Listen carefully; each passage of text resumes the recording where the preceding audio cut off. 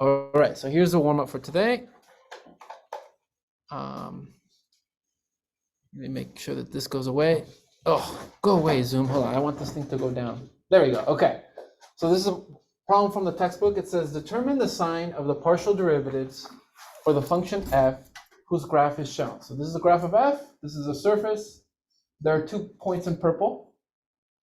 So what I would like you guys to discuss with your groups, the folks next to you, is I just want you guys to determine if the output value of these will be positive, negative, or 0. That's it. Okay.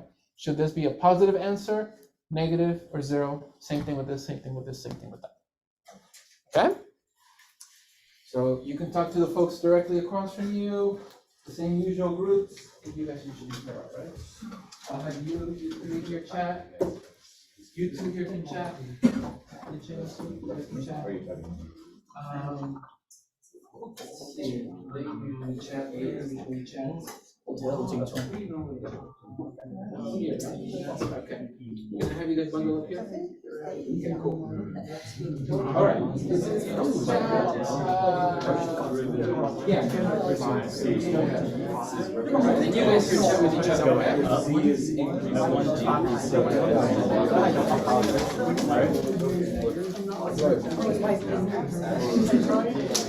And then y of 1, 2 looks like it's going first one x down.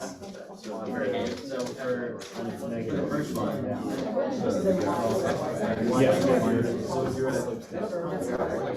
Oh no. Yeah.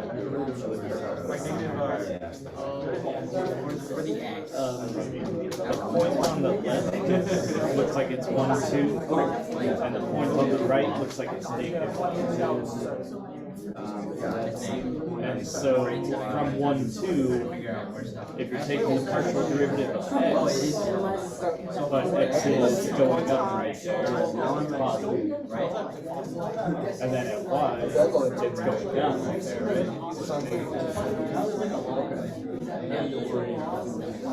Thank you. Well, think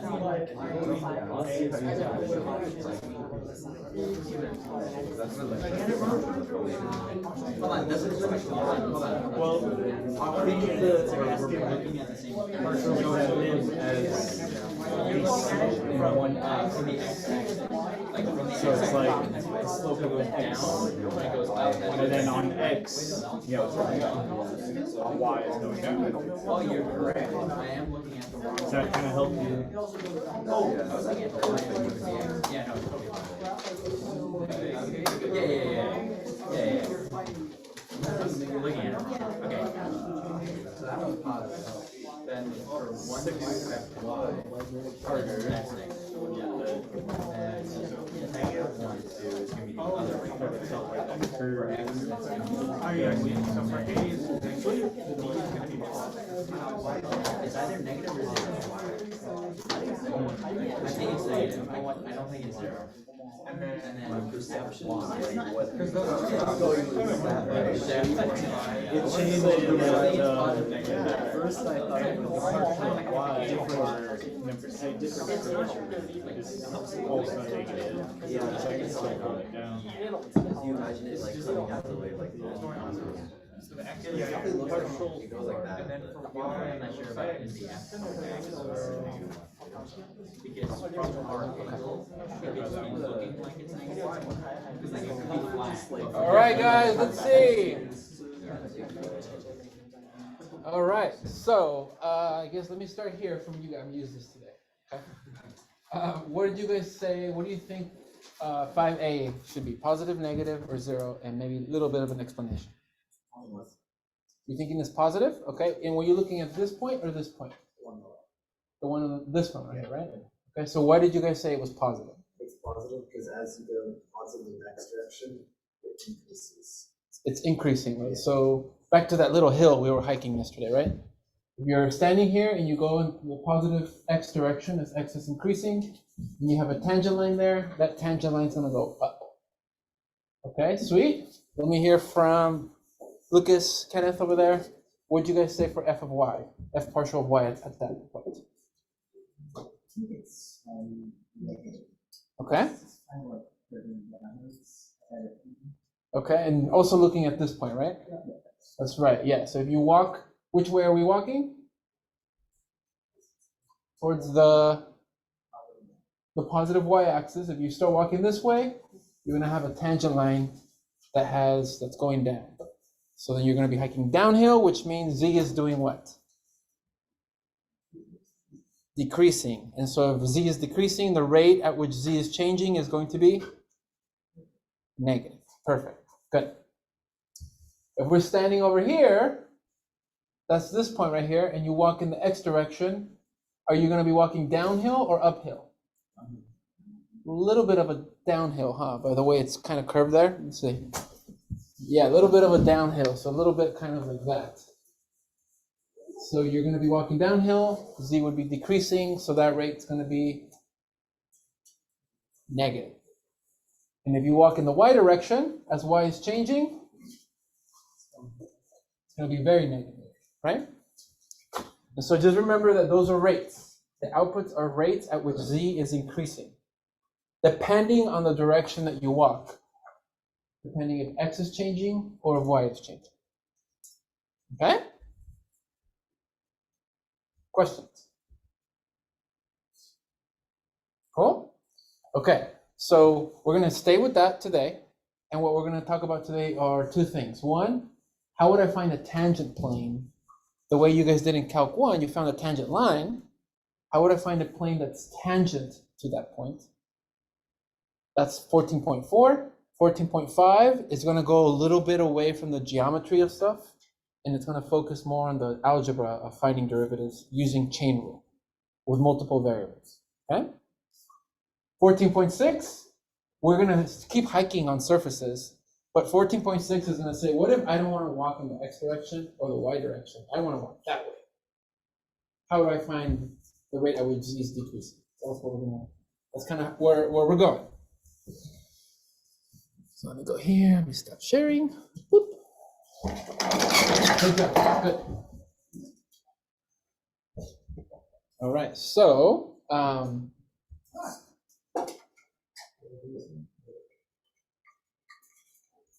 right, so we're gonna do section 14.4, tangent planes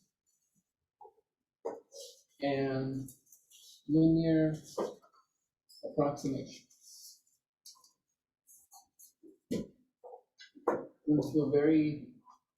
Things will look very Calc 1-ish with some Calc 3 concepts here.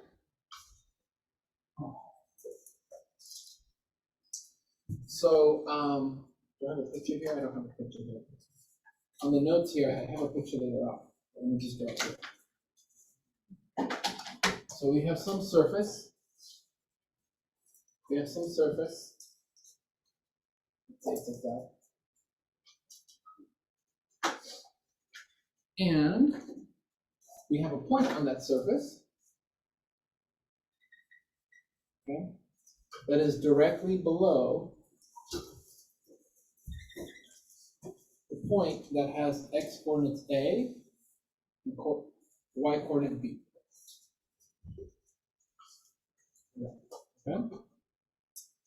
What's the z coordinates of this point that's on the xy plane? It's going to be A, B, comma, 0. And since this is a graph of your function f, this point is going to have coordinates. Help me out here. What's the x coordinate? A, B, and then f of AB, the output of that function, which is that z value. Okay. So what we're going to want to do is we're going to want to find a plane that's tangent to that point like that. Skims it. What are the ingredients needed to find the equation of a plane? I heard vector, but I heard direction, I heard normal. Which one should it be? Normal vector, perpendicular to the plane, remember? Perpendicular to the plane. So we're going to need a normal vector. The point is going to be given by the point to the function. Okay, so the task here is to find that normal vector. And as I move this point, that normal vector is going to, sorry, that tangent plane is going to be moving with that point. Okay? So yes, the goal is I need to find my normal vector somehow. From the really complicated picture we drew yesterday, or Tuesday for partial derivatives, as y is changing, we had a tangent line, ty, and as x was changing, we had another tangent line, tx. You guys remember those lines? This line has a direction vector, this line has a direction vector. And they're both parallel, they're going to be on the plane, because they're both tangent to the plane. So how do you think we're going to find the normal vector? We got to find the cross product of the direction vectors. Perfect. That's the strategy. That's what we're going to do. The question is, how the heck do we find the direction vector? So let's start that. So for a function, z equals f of xy, let's find the equations, let's find the direction vectors of the tangent lines tx and ty at the point a, b, f of a, b.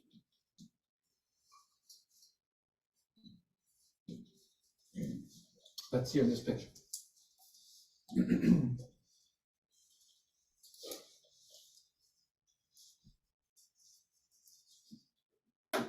So for the line tx, its direction vector, let's call it this one bx, so it matches, tells us how x, y, and z change with respect to x.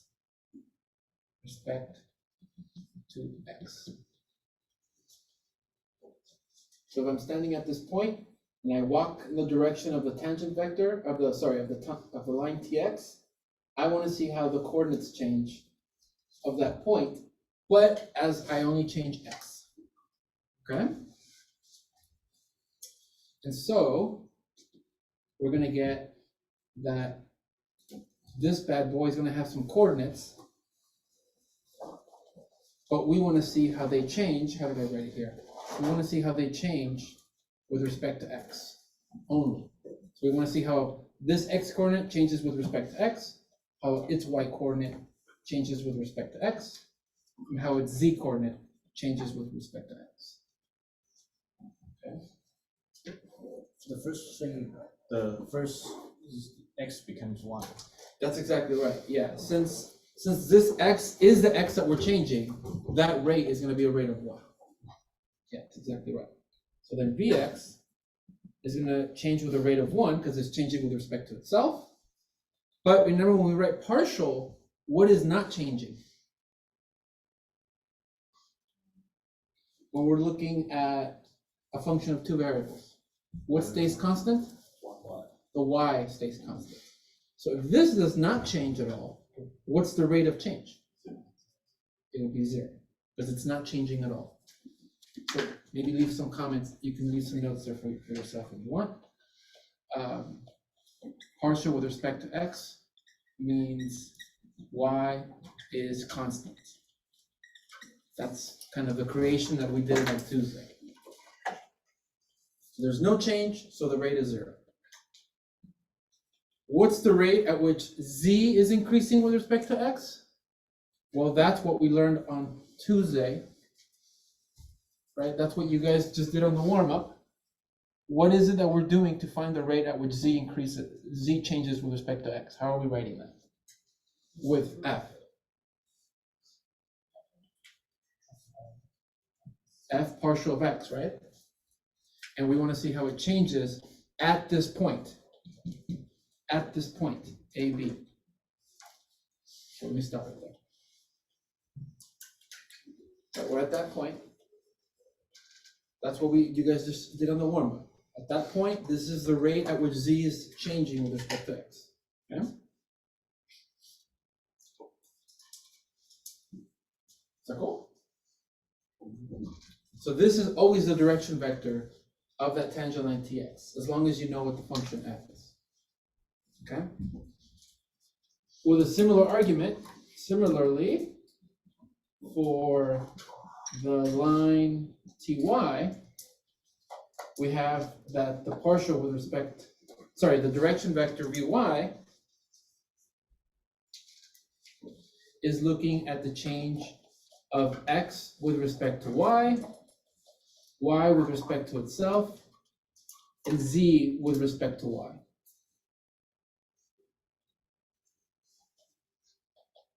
In this case, what are we holding constant? We're holding x constant. So what is the first component going to be of this vector? 0. The second component?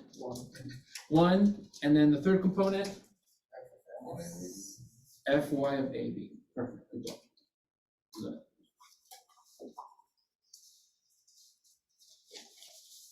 And so this is a method of always finding these direction vectors. So what did you guys say we have to do to find the normal? Take the cross product of those guys. So therefore, the normal vector of the tangent plane at that point,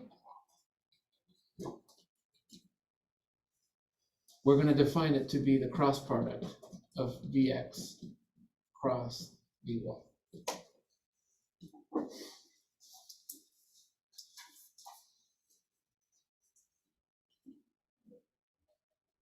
Questions? How's that feel so far? Okay. Question and then question. Yeah. So they'll always be in the format of projection vectors. They'll always be in the format 1, 0, and Correct. Correct. Yeah. And then the same thing with Vy. Yes. Lucas. So this is 1, 0, 0, 1, and those will always be true. The z part of the normal vector will always equal 1. Correct. We'll see in a little bit that ends up happening. Yeah. So if we take the cross product of this, I'm going to do the determinant here. So we got 1, 0, f partial of AB with respect to x, 0, 1, y partial that. Save some work here. You take that cross product, ignore the first row or the first column, you're going to get 0 minus this product. So it's going to be the negative of the partial of x. Then the middle, you erase that. It's this product minus this one, but then you negate it. So minus f partial of y. And as Lucas realized, with the third column, it's always this 1 minus 0. So it's always going to be 1. Yeah. I'm going to nerd out in a little bit. We're doing surfaces of functions, right? Remember how they always have to pass the vertical line test? Okay. So I have some funky surface that will never overlap itself underneath. So it could be some weird funky surface like that. So what this is saying is that if I have a plane, the normal vector should always have it so that the z component is always pointing up, so that it is pointing away from the surface. It's kind of a little bit of intuition behind that. Okay. But here we're showing that that's actually going to always happen. It's a little surprising. Jacob. Why does the y component of this vector fy, or negative fy, It's because it was. Oh, it's minus. It's minus. It's minus. It's minus. It's minus. Yeah, it's minus. Skipped a few steps there. But yes, it's minus. Okay. So do we have a point? At that point right here, right? And then we have now our normal vector. So if we put all this together, we have that the equation of the tangent plane of z equals f of xy at the point AB f of AB is, now we just go off of what we learned in chapter 12. This is going to be the components of the normal vector. So let me kind of use notation that you did in chapter 12. This is the A, the B, and the C. Okay? This is the x naught, the y naught, and the z naught. We use the formula for the equation of the tangent plane. So we're going to get negative partial of x AB, that's my A, times what? I'm trying to do the equation of a plane. It was x minus x naught, and the row is A times x minus x naught, x minus A in this case, because that's my x naught, plus B is this bad boy, Fy AB times y minus y naught, y minus B, plus C, which is just 1, z minus z naught, but the z naught here is the output value, equals 0. Does that kind of look familiar to the equation of a plane? This is the A x naught, this is B y minus y naught, C z minus z. You distribute everything. Distribute this guy and isolate z. Do a little bit of algebra there. And then you're going to get that z is equal to f of AB plus fx of AB x minus a plus f partial y of AB y minus b.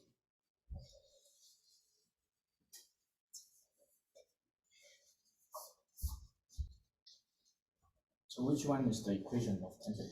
This is the one the textbook's going to use. Yeah. The linear equation, I guess I should have put linear here. Linear equation of the tangent plane. And this textbook finds that equation in many different ways, okay? This argument that we made here, guys, to do that, your textbook doesn't make this argument. If you read this section, it's not going to say it this way, okay? So just go, you could read how the textbook does it. If you like that version better. But I kind of want to use the stuff that you've learned, you know? They do something a little different. Cool? Okay? So notice, if you have a function and you have a point AB, you plug that point AB here, you find the partials, you plug in the point AB here, and then you have your equation of your plane. Okay? On the homework, or we're going to do an example, we don't have to make this whole argument from the beginning. What you really need to find the equation of the plane are the outputs of f, the partial of x, the partial of y. That's what it comes down to. Let's take a look. Questions before we do an example? Can I do an example? All right, let's see. So example here, let's say the function is the one that we were playing with on Tuesday, 1 plus x squared plus y squared. Find the equation of the tangent plane at the point -1, 1. What happens if we plug in -1, 1? What do we get? 3. We're going to get 3.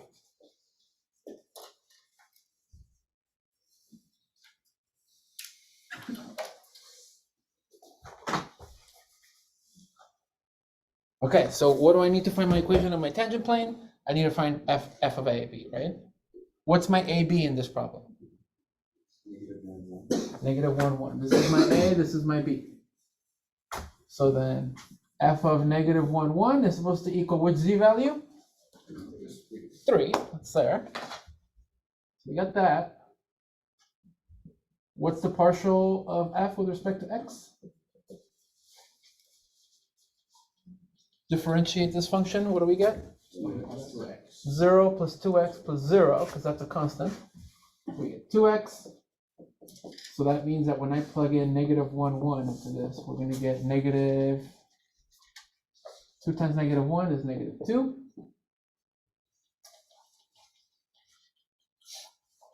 Then we take the partial of the function with respect to y.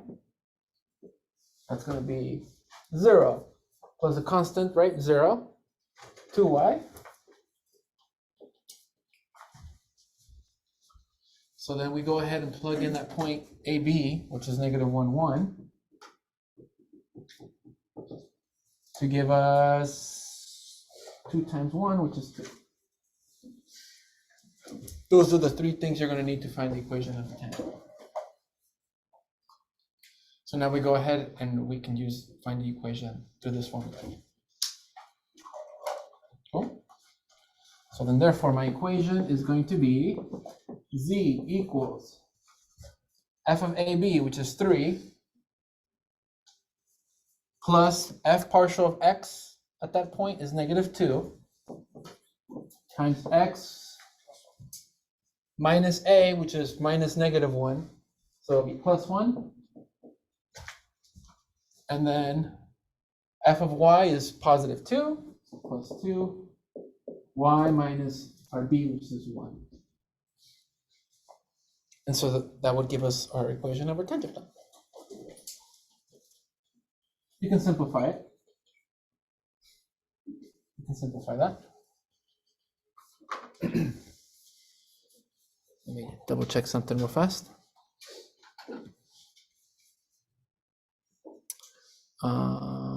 Is that what I got? It's negative 1, 1 is a point, right? Negative 1, positive 1.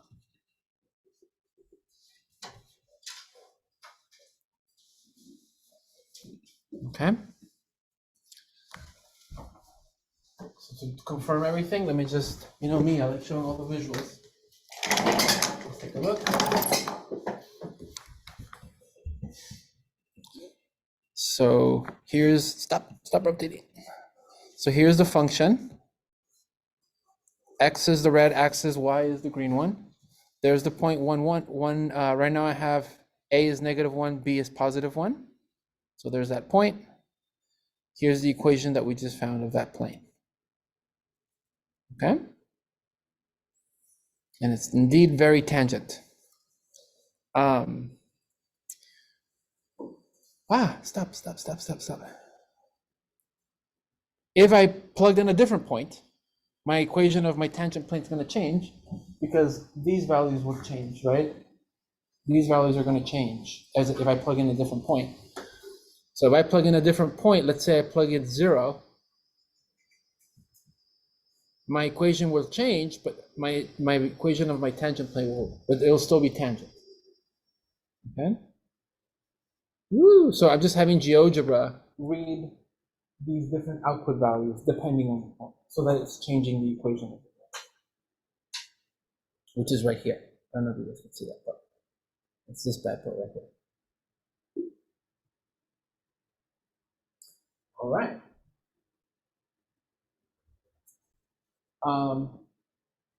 Oh, actually, hold on. No. I was gonna say something, but I forgot. I want you guys to try one. Okay. All right. So let me give you one, so you can try it. The function will be not a polynomial.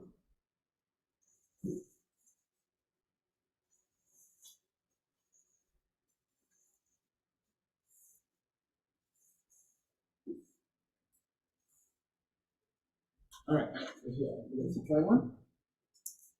Practice, or you can practice the partials as well. So for f of xy equaling x sine of x plus y, find the equation of tangent plane at -1, 1, 0.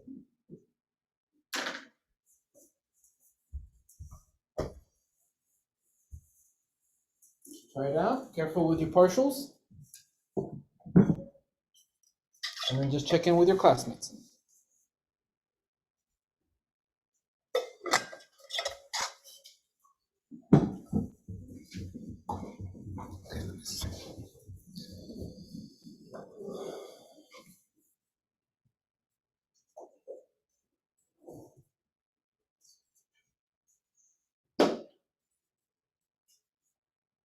How can I zoom into this point here?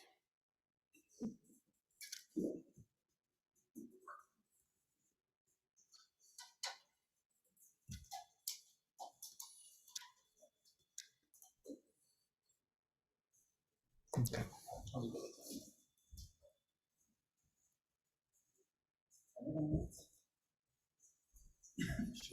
Sharing the screen.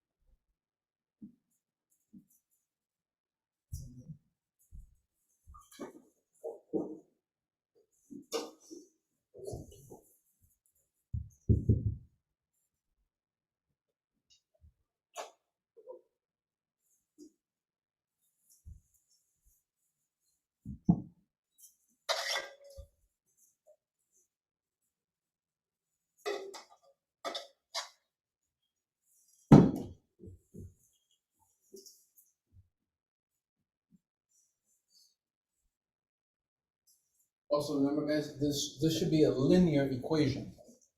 So you don't want your final result to not be linear. Meaning you shouldn't have any like x squares, any sines, any cosines. It should be a linear equation.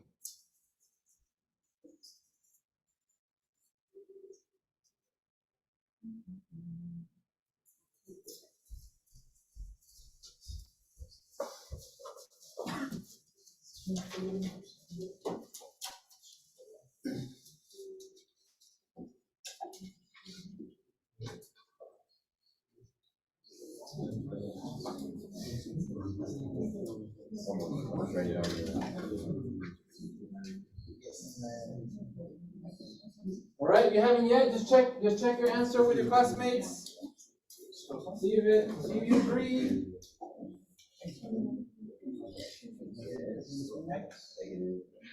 Oh shit. Oh,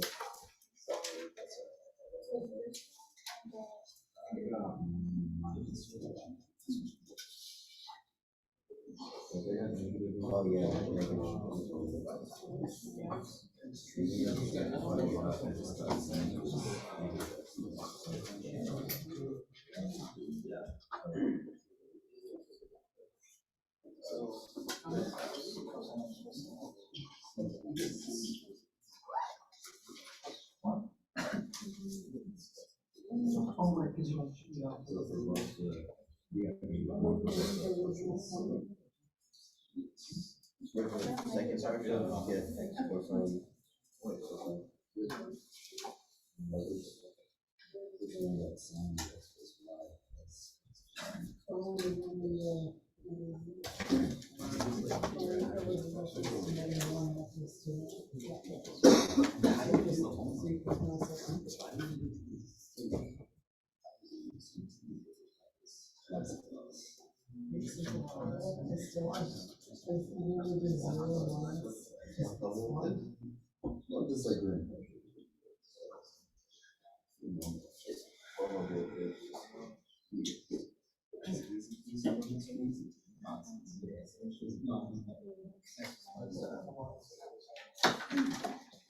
Double check your work there. You guys are getting those partials.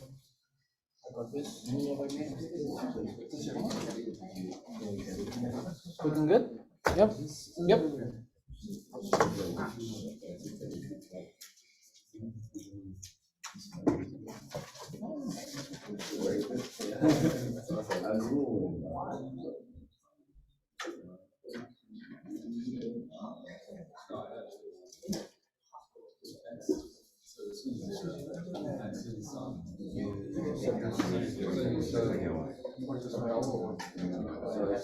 I only had to take one math class because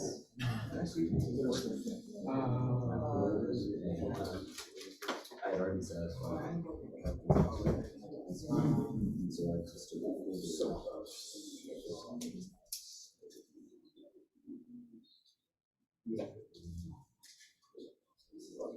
Remember, if you showed up late, you have homework. But also, it was, I think I told you, it was like one of the worst classes I had. It was, he didn't know he was going to house class. Yeah, he had never taught us. The world of difference between the heads. Like, yeah, I realized too late that Yeah. I always like the lecture was related to STEM.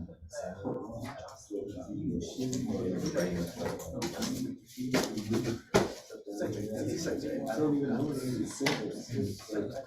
It's like a very interesting. All right, guys, let's see. So,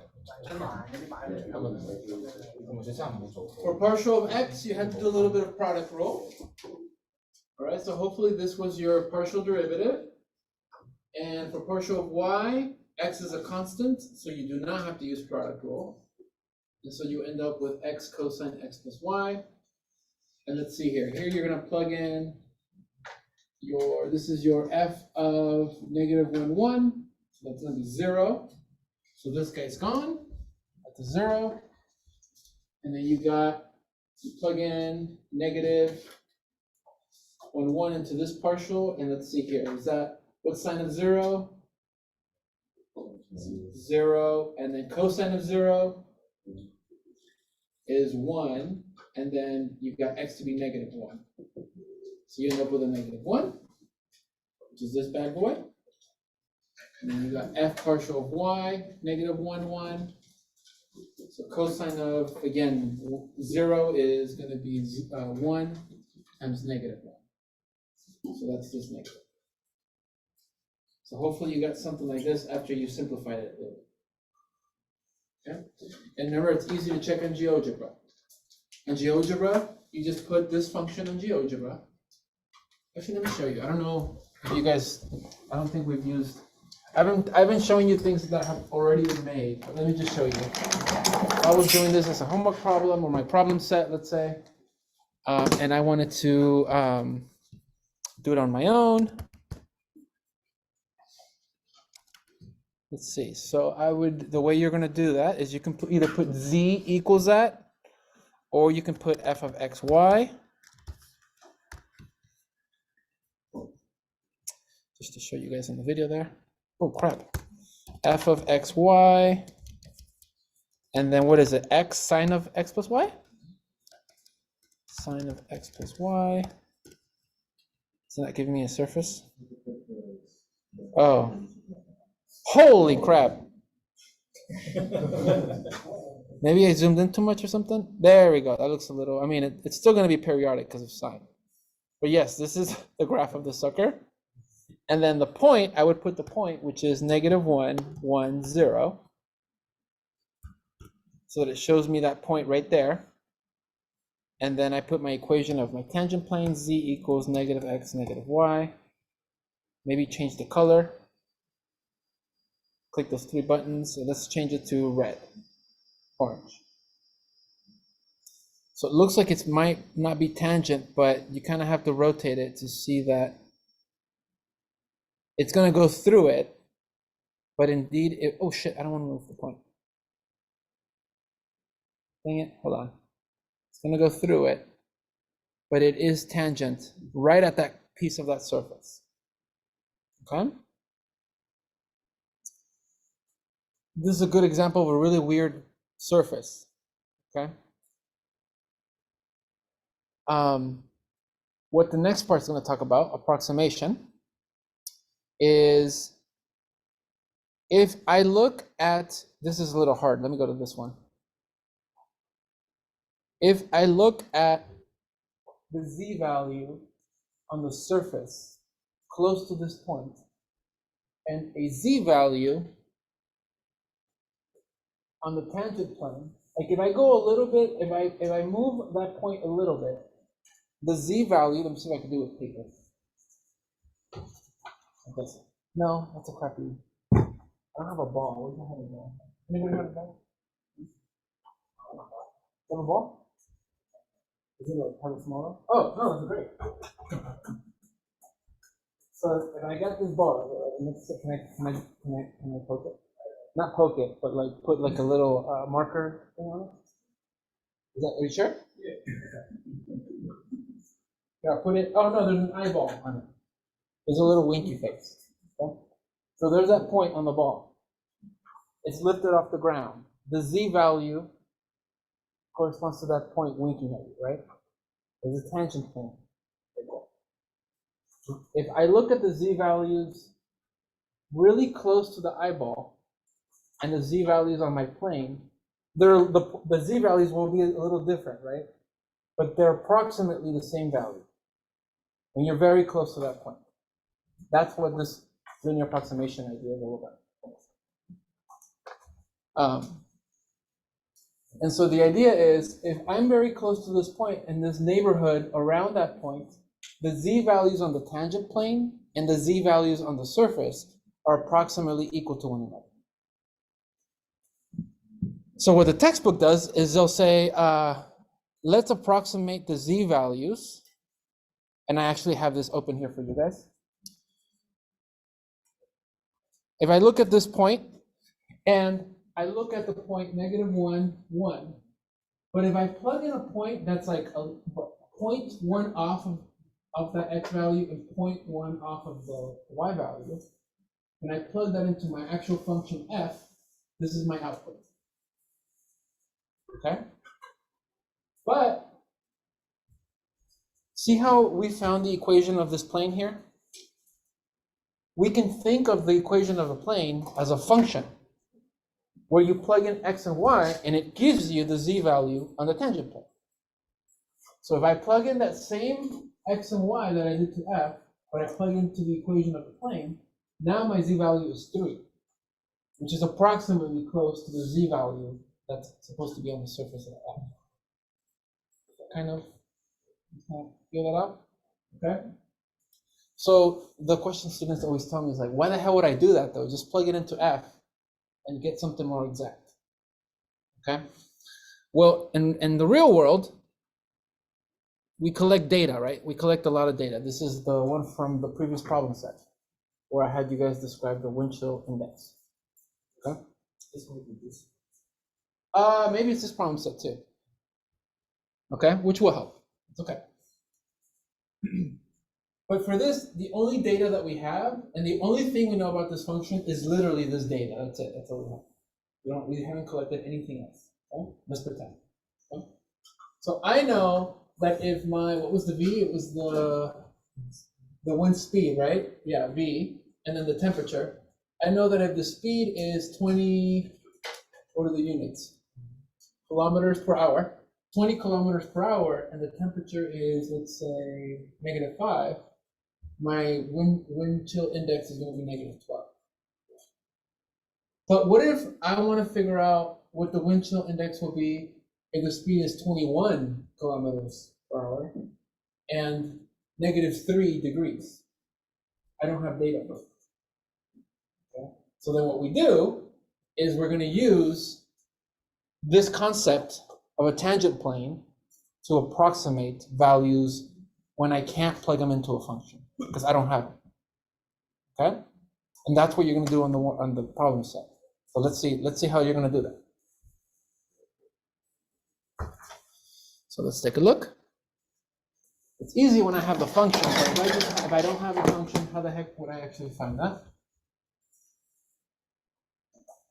So here's literally for a poll.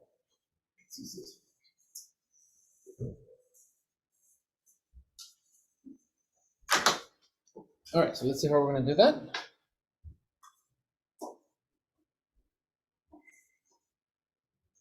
All right, so let's lead our way into that.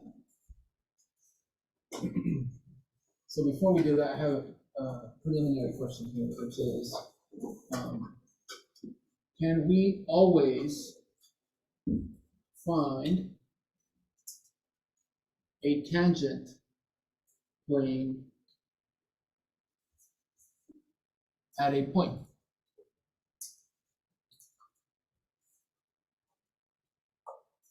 Yeah. Can I always do this at every single point on the function? And so, no, you can't always do it. That statement is that. But sometimes it might not be possible. It'll only be possible only on a, and I'll explain what this is, differentiable function, so that we can guarantee the surface is smooth, which we talked about kind of with curves, but here it's a surface, smooth at a point. Whatever. It's like continuous. It's still continuous. It's still continuous, but remember for lines, it wasn't smooth at things like this, right? So for a surface, think of a surface that looks something like this. Oh God, how would I draw this? Hold on. Let me try to use my art skills here. Kind of like a half folded sheet of paper, like at an edge like that. Okay, or if you literally have a surface that has like a cusp, right? So here it wouldn't be smooth, okay, and it has to do similar. It has to do kind of what we talked about with a little bit of curvature, okay, but not too much. Here you're gonna want your partial derivatives to be defined. Otherwise, we can't find the equation of the tangent point. You're going to want them to be defined, but not just defined, you're going to want them to change continuously so that you don't have any abrupt changes the way you would have had it. Like, let's say this is the y-axis, this is the x-axis. If I'm hiking, taking this trail here, if I'm going from the back, boom, all of a sudden I'm facing down, all right? Like I'm hiking up, I get to the peak, and boom, I'm going down. So that's not a continuous change. It's an abrupt change that happened, okay? So in order for us to guarantee this is going to be smooth, we have a nice little theorem here that will guarantee this. So we're going to say a function. For us to have a smooth surface, we're going to want to have a differentiable function. And so there's a theorem in this section that says a function is differentiable at some point AB if its partial derivatives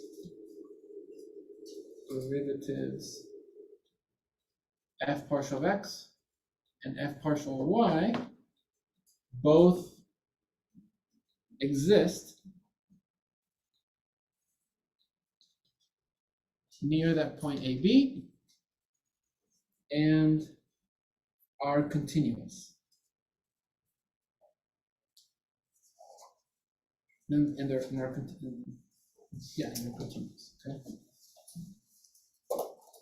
To avoid, this is the math requirements needed to avoid things like this.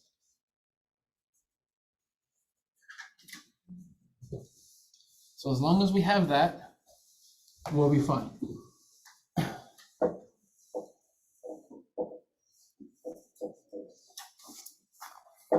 And here, notice the partials were just polynomials, which are continuous everywhere. Okay, and they're defined everywhere. Here, these functions weren't polynomials, but they're defined everywhere, and they're going to be continuous on their domain, everywhere. Which is why we're able to find all these tangent functions. Okay, so once we're going to deal in this section for approximation, we're going to be dealing with stuff like this. Okay? To help us build all this stuff. That way we can get a tangent plane that helps us approximate things. So let's do linear approximation, which is also called linearization in this section.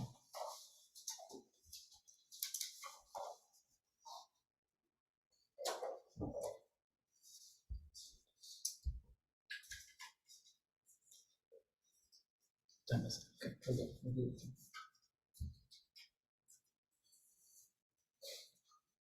So to kind of recall a little bit of this, let me take you back to Calc 1. Recall from Calc 1, that way you had some, let's put some pictures here so that way things kind of make a little more sense. Hopefully. In Calc 1, you guys studied functions of one variable, so you had these curves.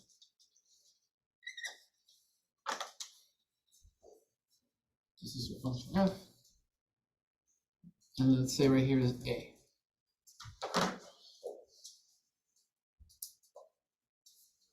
So then you had your point a f of a. And then you had the equation of a tangent line, or you had a tangent line right there. Boop. Tangent line.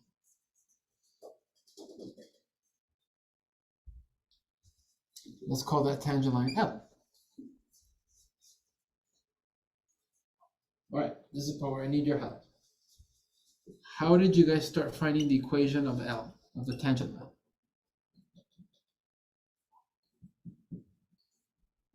You guys remember how you constructed that equation? First, you have to realize that the slope of L is going to be f prime of a. That's right. So you needed the slope, which was f prime of a, right? And then do you guys remember using the point slope equation? Yeah, you guys did minus f of a. f of a, The derivative of f of line of a which is the slope of the line. times x minus a. Correct. That's how you constructed your line, right? The equation of your line. So then you move this sucker and you moved it over here.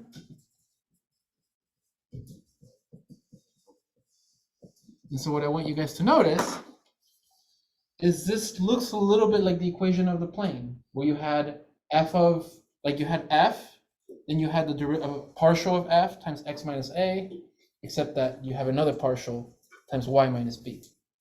So it's very similar to the equation of, it's like analogous, the easier version of that. So this was the equation of a line, a tangent line, sorry, a tangent line. But going back to that picture that I was trying to show you guys, notice when you're really close to A, you're like really close to A, my picture here is a little off. Let me make it a little better. When you're really close to A, my marker here, let me make the tangent line go like this. There you go. The y value on f is approximately close to the y value on the line. Okay? And so for a point, sorry, for an x close to a, we have that f of x is approximately what you get for L of x, where we're going to call this function here, we're going to call it L of x, the equation of the line. Sorry if you wrote with pen. Apologize. Forget about the pen note takers. Maybe in Calc 1 you guys covered linearization. Maybe you didn't. All good. Okay. But this is the concept that you guys did, so we're going to now take that and bring it to Calc 2. So for a function,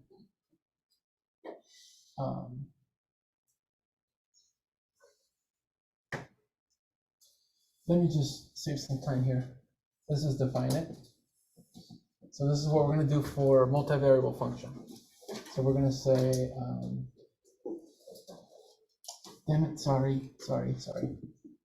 In Calc 3, that way you're not thinking this is a definition for Calc 1. Let's define this now. So we're going to say the linearization of f of z equal f of xy, that way you remember it's two coordinates, at some point AB, we're going to call that function, the linearization of that function, that's literally the whole title there. We're going to have that function be the equation that you get from the tangent plane. So f of AB plus f partial of x at AB, x minus a, plus f partial of y at AB. Sorry for all the writing.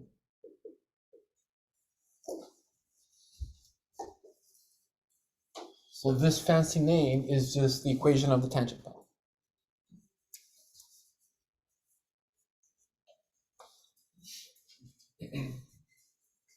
Is that and is called the linear approximation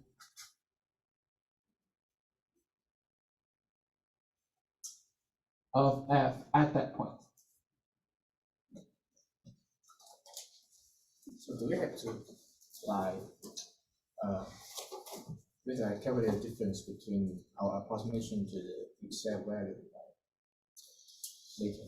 Yeah. So like the table example, you obviously don't have a function to differentiate, right? You just have data.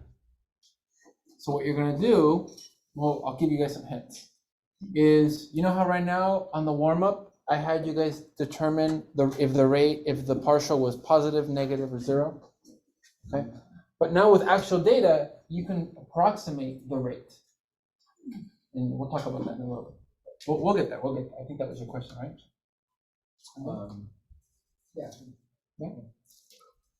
Okay, and so this is the definition of this bad boy.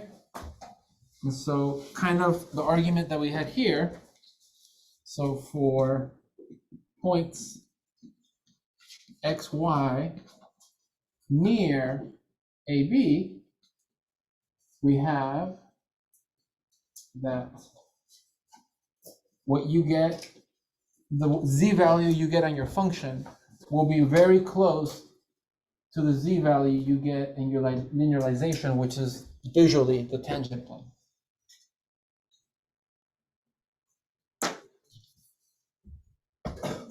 Okay.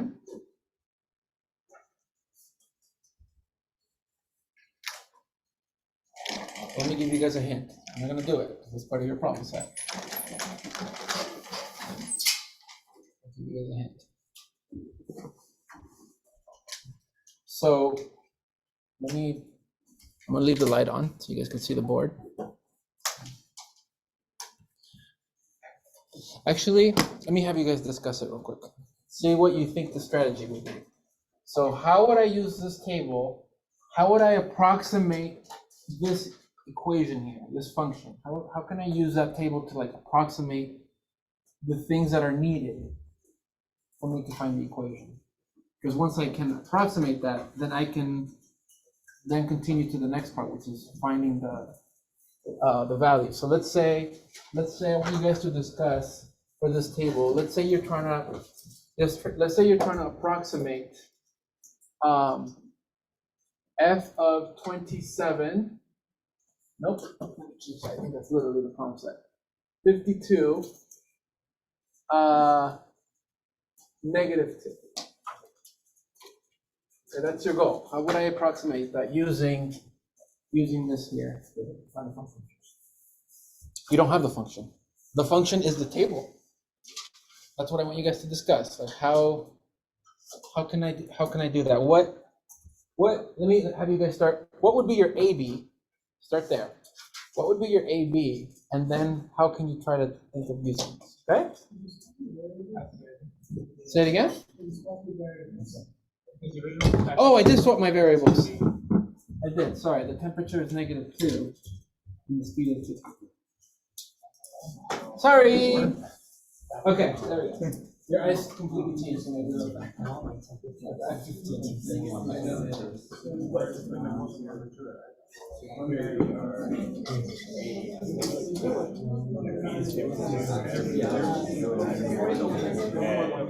actually have the first part right there, that's AB. Is the -2.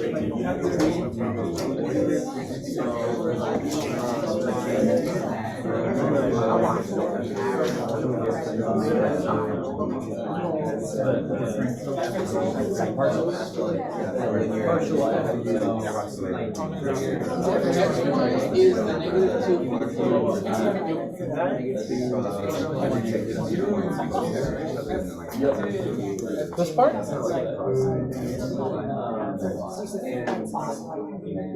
For points x, y near AB. So what I want you guys to discuss right now is, this is the x, y.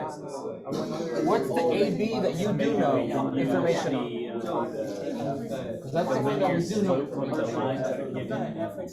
It's like this one, I think it uses by 5 every time. That was the thing I did.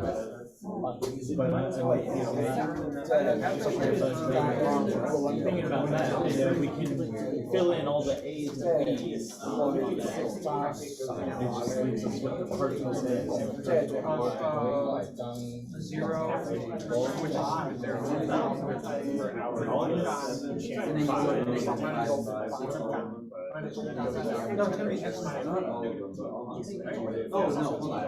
Because A is it's actually 10.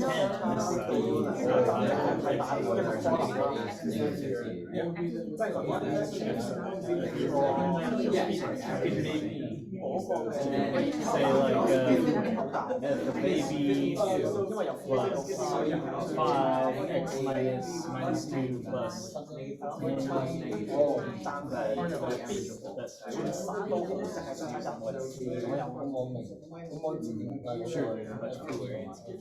yeah, which is yeah.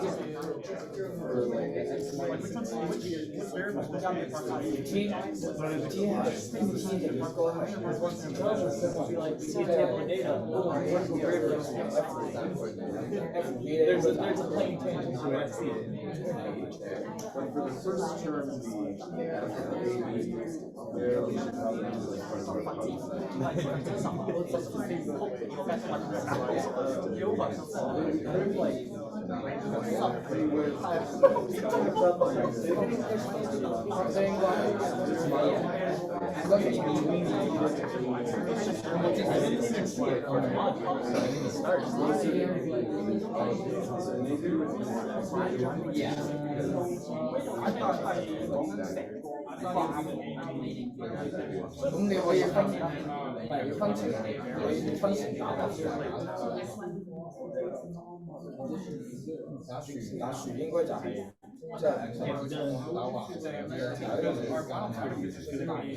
except for this problem.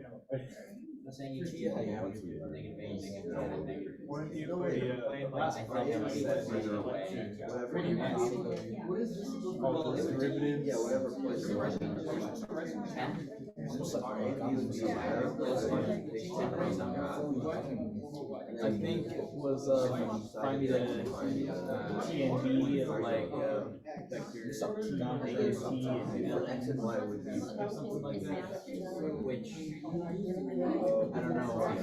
Yeah. Gosh, it's got so freaking But I nasty on think that. that it would be slightly wrong. But I don't know if that's correct. Yeah. But I think it's definitely right. All right, guys, let's see. We're gonna move on. Let me do a little bit. Let's talk a little bit. So, right now this is like your X, and this is your Y, right?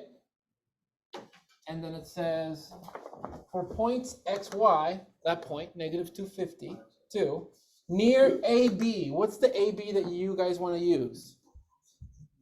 0. You want to see this temperature is close to what temperature there in that table that you do know information on? 0. 0. And this speed is close to what? 50. So in this case, your A is 0 and your B is 50 for this example. Okay, this point is close to the point 0, 50. All right? So then you say, okay, well now let me try to find my linearization. So what would be f of 0, 50? You go to the table and you say that's negative 8 right here. Okay? You would have x minus 2 or minus 0? Minus 0, the one you know information on. Y minus 50, okay? And then you're gonna wanna figure out like, okay, how the heck do I do that if I don't have the actual function? Well, what does this conceptually represent? The rate of change of what over what? Partial of z with respect to x, right? Where in this case, the z is really the what? Index, and the t is really the, I guess we have our points like this, right? This is like the temperature, right? So here in your example, this would be f partial of capital T and f partial of little d. Okay? But this is a rate. And this rate is approximately close to the average rate. Right? This is instantaneous rate, this is close to the average rate. Okay? So if I'm at 0, 50, how can I approximate the average rate as x, which is t, increases? But what does not change for that partial? If I want to figure this out, what stays constant? The v stays constant. What's the only thing that's changing? T. So if I'm at this point, what's the next value of t changing? Negative 5. So you can use that to help you approximate an average rate of change. Okay? That's my hint. I'll have you guys keep exploring. Problem set 5. Okay?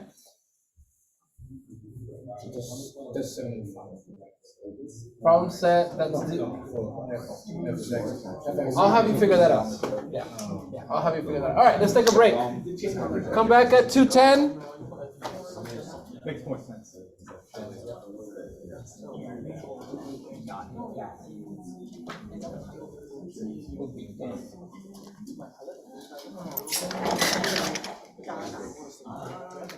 I have a question that I probably should have asked you last week. Yeah. When we're doing the All right, bring it back, bring it back. All right, we're done with 14.4, okay? Now we're gonna do chain rule, your favorite.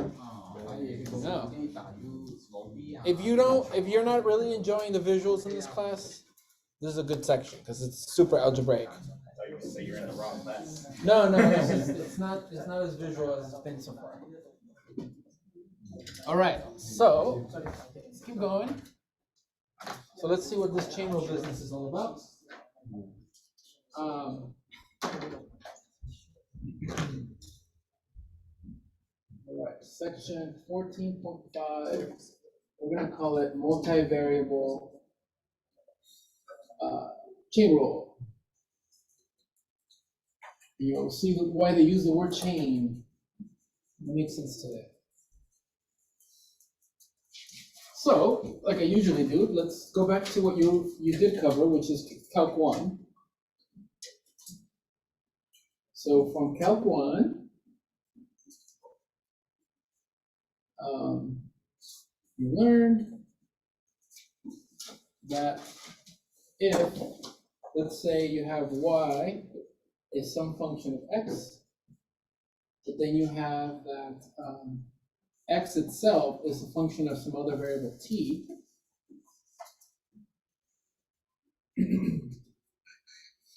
Then if you wanted to take the derivative of this composition, x is really g of t, so let's compose that g of t function inside of it.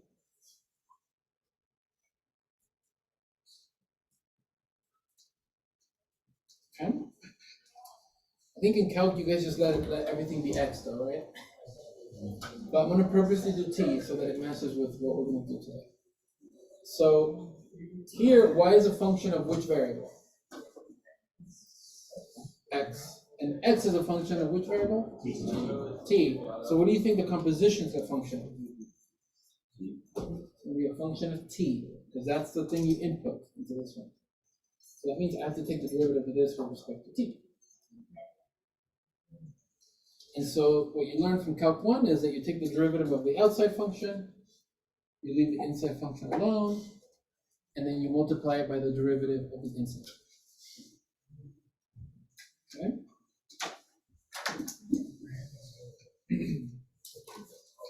And I think we talked about this when we were doing curvature. Bless you. What's the input variable of this function? T. What's the output variable of this function from what we see on the top? Y. So what this is this is the derivative of y, but with respect to t. Okay? And what this bad boy here is that you're taking the derivative of y. This is a pullback, I was ready. But see what's being plugged inside this function is really just an x. Because I'm not changing this. Okay. So let me explain this here. So we have this rate times this rate here. So what you're doing is you're saying, I want to find how y is changing, but when I leave the thing representing my input here to be x, I'm going to be changing that. And then here, I'm changing the x, which is the output of this, with respect to t. So that's how these two rates are playing. I think I gave you guys an example when we were doing curvature. I was saying, what was I saying? I was saying something like, this gives you money, this represents products, so then this is products, and then this represented time. That's the example I told you guys was at a certain amount of time, you have a certain number of products. And then for a certain number of products, let's say that tells you how much the cost is to produce this product. Okay. So what this is doing is it's saying, well, how much money per time? And so what this is doing here is that you have time over products as units times products over time. Okay? And this is supposed to give you the rate of the amount of money with respect to time. Okay? So you did all this kind of stuff in Calc 1, then you learned related rates, which I know you love, and it used all this stuff. It used chain rule, but it used it in an application sense.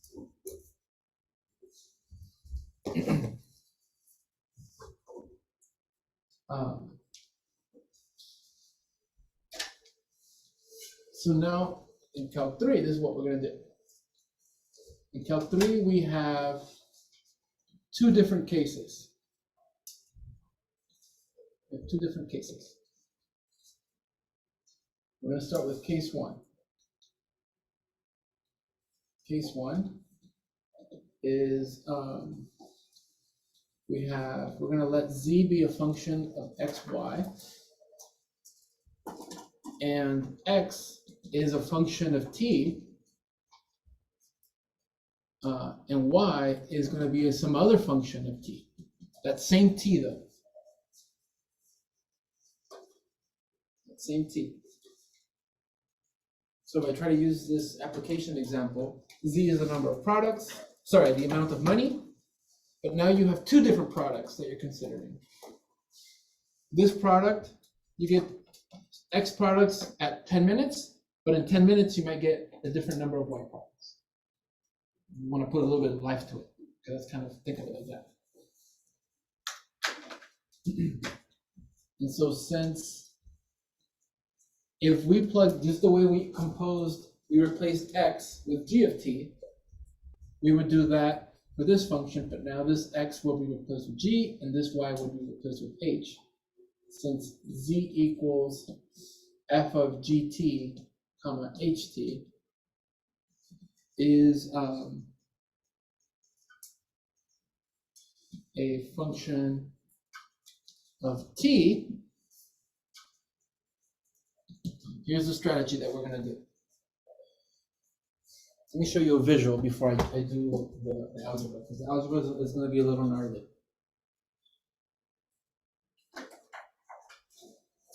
Use my orange color.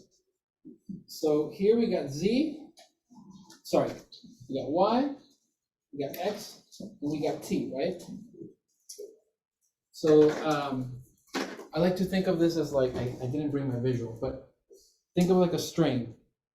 And this string with beads, it has three beads like that. So think of a string with beads. The top bead is Z, is Y, then X, and then T. If I shake T a little bit, if I change T a little bit, it's going to do a little ripple effect. It's going to move X a little bit, which will then move Y a little bit. So, you guys kind of see that? I mean, I don't have a floating string to shake. If I move this a little bit, that's me moving T a little bit, which causes X to change a little bit. So that's what this change is referring to. This is my dx dt that's causing that change to happen. But then when I change that X, that's going to affect the Y to change. So this is causing this change to happen. Sorry. This change to happen. And so the overall effect, though, is my Y is the orange too hard to see in the back? A little bit. I'll change it for the next part. Just because I see some of you going, what? So what this chain rule property is saying is that if I want to figure out this total change that T affected Y, it's the product of these two changes. Okay? So in this example, I still have my Z here, but now I have X over here and I have Y over here. And they're both function of the same variable T. The same variable T. Okay? And this T, as it's changing, it's going to ripple effect, cause the X to change. And that change in X affects Z, right? But since that same T is also affecting Y, this Y also produces a certain amount of change to Z. So now the change in Z is being affected by these two strands, these two possible paths. So to consider the total change in Z, I need to consider this change that happened and this change that happened. That's kind of conceptually what we're going to do. Okay?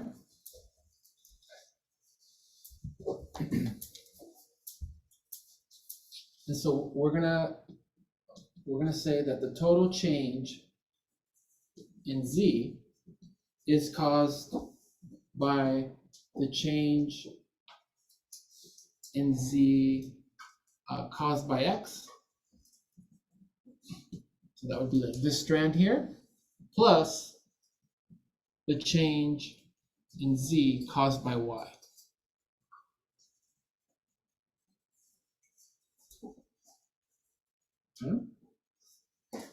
Let's put some notation to that, though. So this change in Z, the total change in Z, we're going to call it delta Z. Yeah? And we're going to make up notation for this. What do you think we should call that one? The change in Z caused by X. Not the rate, just literally that change. We'll get to the rate later. Delta z sub x, you like it? Plus the change in z caused by y, right? Okay. But here's where it's going to get a little funky. A little reminder of calc. But this average rate of change, the one you guys were referring to earlier, wait, careful. That average rate of change, which is this part right here, that average rate of change is approximately close to the partial of z with respect to x that we've been discussing. That instantaneous rate is approximately the average rate. And then similarly for y. And the change caused by y, that rate, is approximately close to the instantaneous rate of change caused by y.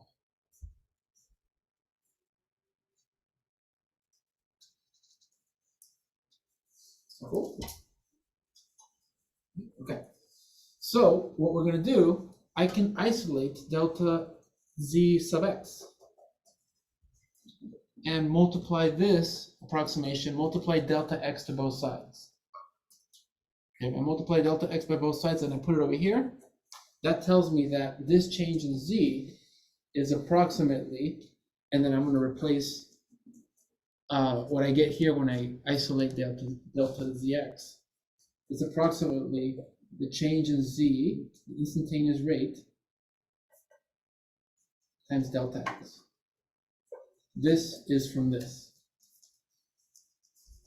And then I can do the same thing for delta zy. That's approximately the change in z with respect to y times delta y, right? Delta y.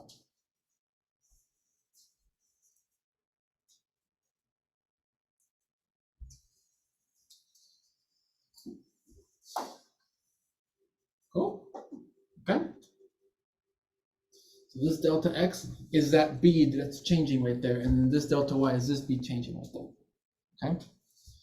Now these have their own functions. These have their own functions, and they are affected by t. They're affected by t. So I can do kind of like what we did here, and I can say the average rate of change of x with respect to t is approximately close to the instantaneous rate of change of x caused by t. Do I write partial or do I write d? Is x a function of two variables or one variable? One, so don't use partial. We would just use the d. Okay? Remember, partial tells the reader this variable is a function of x and another one. But if that's not the case, then we just use our normal differentiation variable d here that you guys use in Calc 1 because x is only a function of one variable, t. And similar thing for y, the average rate of change of y with respect to t is approximately dy dt.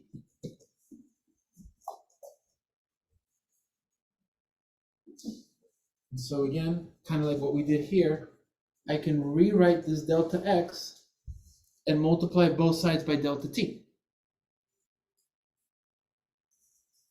So then I get the change in z is approximately the partial of z with respect to x times, when I isolate this is approximately dx dt delta t plus partial of z with respect to y. And then I do the same thing. I isolate the delta y, multiply both sides by delta t.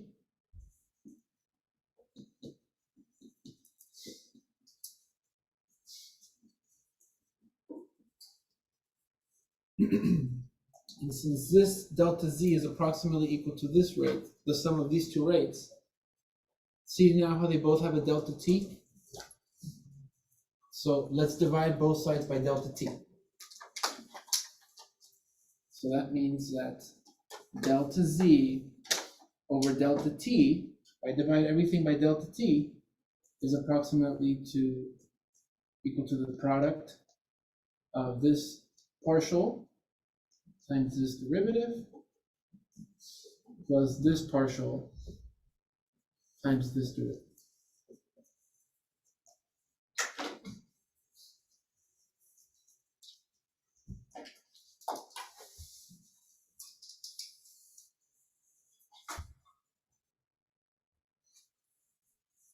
And so if this z is given by the function f, x is given by the function g, and h, if f, g, h are differentiable, we could take their derivatives, differentiable, then we're going to have that the not the average rate, but the actual derivative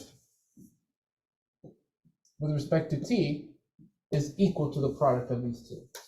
But here's the other part you have to be careful with. Is this right here, is z a function of two variables or one variable after I do the composition? It's a function of one variable. Which variable? T, after I do the composition. And we'll look at examples so you guys can clearly see that. So do I write partial z, partial t, or do I write dz dt? Dz dt. Because now I'm saying that I'm only literally looking at this rate of change with respect to one variable, not multiple variables. This rate, which is close to this, but if it's differentiable, then this instantaneous rate will be equal to the sum of these instantaneous rates.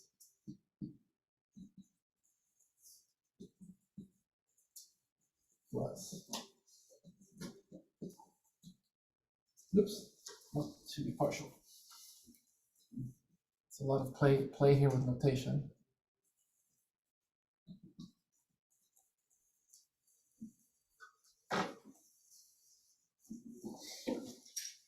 So notice if we look at this chain, kind of the way we did chain rule here, the instantaneous rate of change of z caused by t is the product of this change times this change plus the product of this change times this change.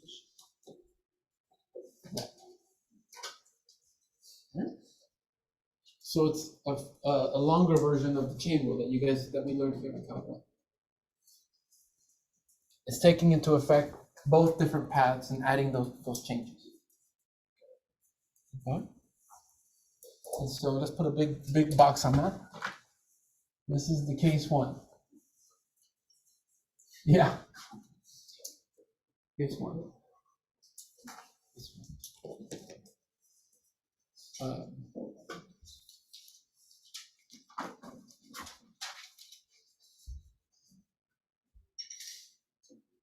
Questions? Very conceptual. Yes, Sam. Case two is if x and y are functions of multiple variables themselves. But before we get to that one, let's stay with case 1. We'll get there. Let's stay with case 1.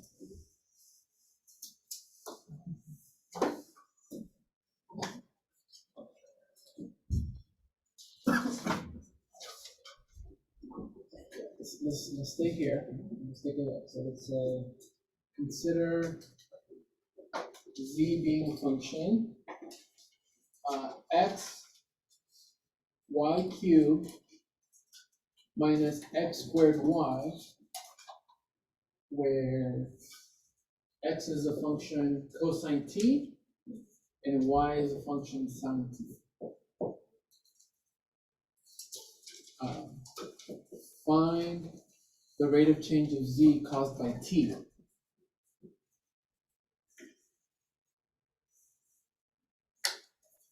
Caused by t.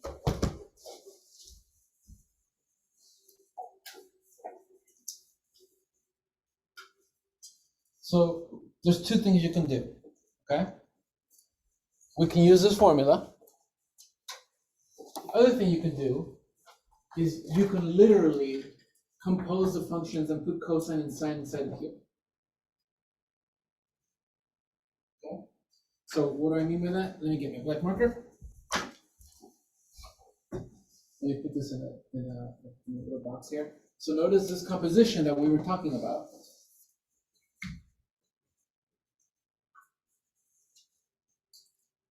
In this case, you're plugging in, actually, let me actually write it as well. Cosine of t and sine of t, right? The x and the y functions, if I just replace them with x and y, I'm going to have cosine of t times sine cubed of t minus cosine squared of t sine of t. Yeah. And you can see how it's true that now z is a function of one variable? That's what we were trying to say here. When you compose these functions in there, everything just turns into a function of t. Okay? So technically, to answer this question, I could just do this and then take the derivative and then I'm done. Okay? That's one thing you can do. But let's use the rule because down the line it gets more complicated, so we can't just do that. Okay? So I could just take the derivative here, use product rule, do it as a calc 1 problem, and then you guys are done. Right? But here we're going to do it using our chain rule here for case 1. So we have that dz partial of dt, dz over dt is going to be equal to the derivative, the partial derivative. Yeah, maybe we might have to do that on the side here. Hold on, before we get there. Help me out here, guys. Partial of the function z here with respect to x. With respect to x, because that's the one we have to do right now. This is the derivative of x times a constant is just a constant, right? So y cubed minus 2xy. That right there is partial of z with respect to x. Okay? Times what? Times negative sine squared. Negative sine. Dx dt. So the derivative of x here with respect to t. So that's what negative sine t. That is dx dt. And then we got plus the partial of z with respect to y. Help me out here. Take the derivative and do this with respect to y, but let's go slow. What do you get? You do X squared minus x squared. minus x squared. That's partial of y, partial of z with respect to y. And then we have we have dy dt, which is, what's the derivative of sine? Cosine t. Cosine.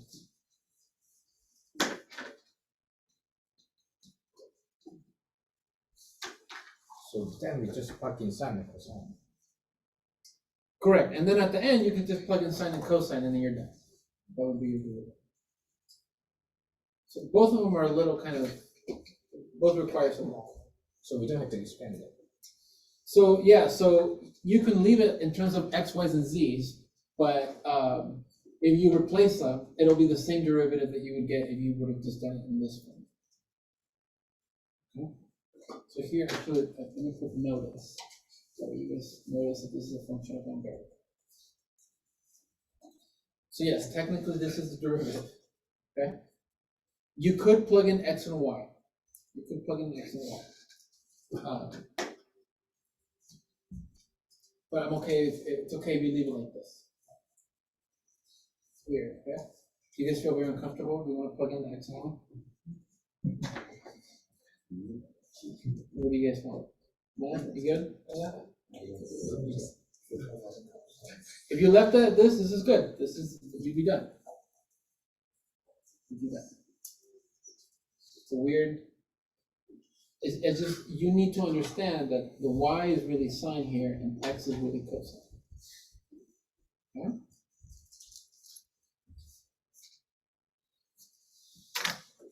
Okay, now conceptually, what the hell did we just find? What is that going to help you do? I know, damn it, I said it wasn't going to be visual, huh? Right, I lied. It's a little visual. So, this is supposed to be a rate, right? This is supposed to be a rate. Now, what I want to talk about is what does it mean? What does this mean? This is a function of x and y, which we've learned are points that are plotted from the xy plane, right? And then they give you a surface. So the graph of this function is some surface. But what does it mean for x and y to be sine and cosine? That's the part that's a little funky. And putting that in there, okay? On the xy plane, what does it mean? What happens when x and y are, when x is cosine and y is sine on the xy plane? The unit circle, remember? So what this is doing, it's restricting the domain of this polynomial so that you only plug in points from the unit circle on the xy plane. That's what it's doing. Okay? And so if I draw a little picture here, I know I promised no pictures, but calculator. We have the surface. We have some surface here of your function, but the only points that you're plugging in come from this unit circle, where x is cosine and y is sine, and so then you're plotting this only those points on the surface. The graph of this composition is a floating curve that lies on the surface, but only has points from the unit circle as a domain. Tricky, right? All right. Let me. I have a GeoGebra prep for you for this specific problem. You guys can see it because it's kind of hard moving. So is there a shadow on the surface? It is like exactly. It's like a shadow on the surface. That's exactly right. Yeah. So this is actually the surface of that polynomial. Okay. Here's the unit circle that we were talking about. You guys see how there's that unit circle there? Cool. I plug in points from that unit circle and I plot them into the function to now give me a curve that corresponds to the unit circle. But now that curve is, like you're saying, like a shadow on the surface. You guys see that? So the graph of the composition that we just found is now just this curve that lies on that surface. Okay? So if I have, does it show me the point? Sick. Okay. So if I had, let me go to 0 here. God damn it. There you go. All right, there's that point that starts on the x-axis, right? And I want to look at the rate of how z will change with respect to t on that curve, which is what this is going to help me find. It's helping me find how z changes with respect to t, but only on that curve that lies on this surface. Right? Let's do that real quick. Yeah. So what is the correlation between surface and that curve? Is the curve the derivative tangent, or The curve is the graph of this bad boy on the surface. Because see how this is a function of only one variable?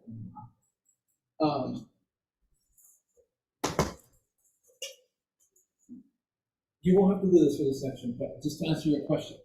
That's a space curve that we learned in chapter 13, right?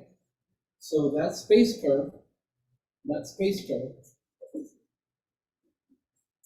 I want to parameterize it by a vector function. What is x? What is x what equation are we using for x? Cosine t, y, sine t, and z, this whole ass mess. Okay, that whole ass thing. So that's the space curve of that black curve that's on the surface, though. It'll guarantee that it's on the surface. It'll guarantee that it's on the surface. Okay. So yeah, all this bloop, is right there. It's still on the right now. Yeah. I wouldn't want to write either single question like that. That's what I was saying, no. Not for the chain rule stuff.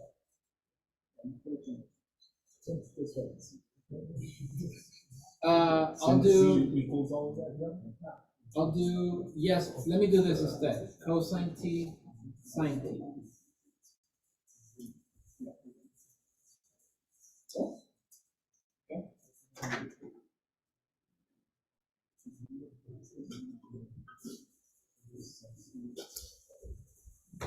Okay.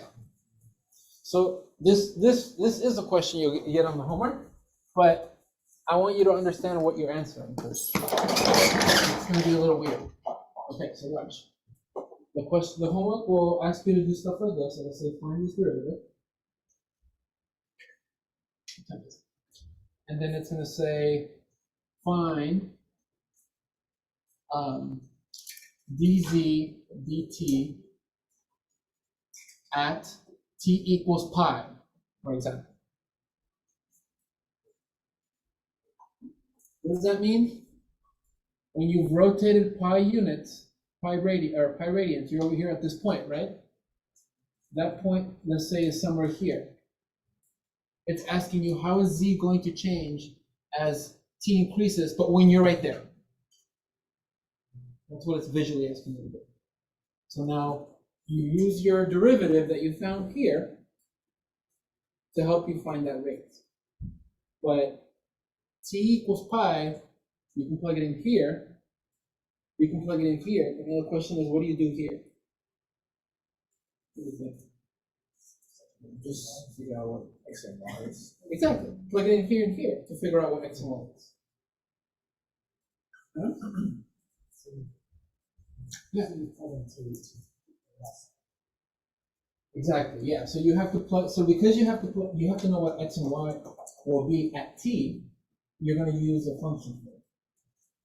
So at t equals pi, x is cosine of pi, which is -1.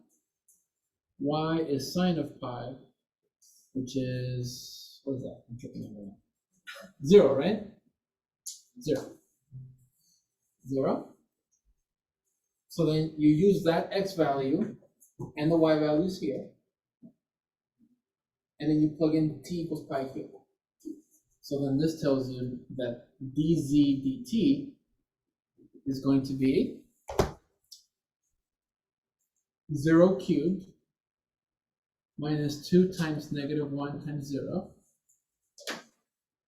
times cosine of what? Minus sine of pi plus 3 times -1, 0 squared minus -1 squared times cosine of what? Pi. So this part's tricky because it can like really, you have to be organized, otherwise you're going to get lost in what the program. So here, let's check the math here. So what is that going to be? 0 plus 2? No, this is a fat 0. All right, this is big fat 0. This is 0 minus 1, so -1. -1. Okay? So it's 0 plus, what do we get as our answer here? We get 1. So what's happening as you increase t? What is he going to do? Is it gonna be going increasing or decreasing? Increasing. That's what that's saying. So that weird curve that we saw on the graph. When you're at time pi, right immediately you're gonna go increase your z value. Yes, Joe. That's exactly right. Yeah, so that's what this says. It says that at t equals pi, z increases instantly as t increases.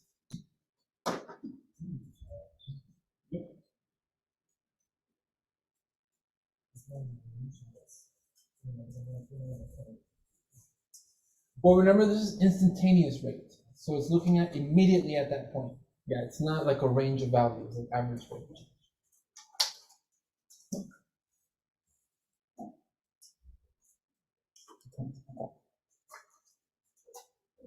Case two? Little breather? Forgot about that.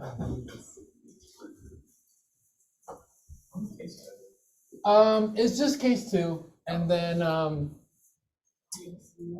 and that's it. And then it just gets generalized after that, because once you do case two, it's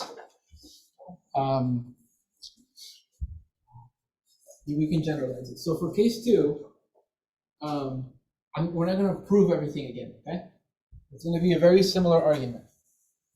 So for case two, we're going to let z be a function of x, y,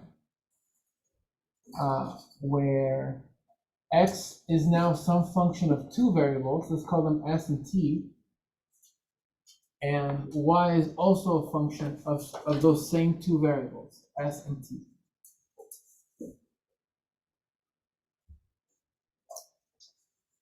So if f, g, and h are differentiable,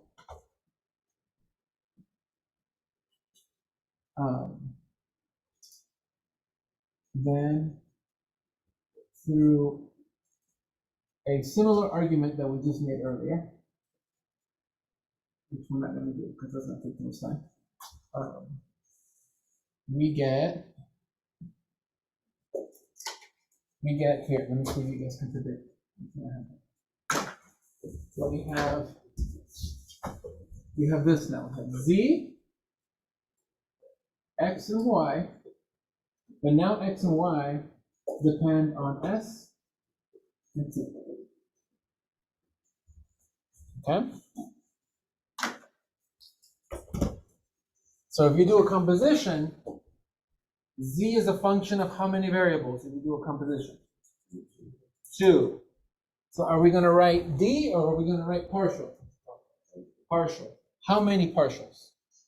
4. Well, how many variables will it be a function of? 2. So only 2 partials with respect to s and with respect to t. Okay?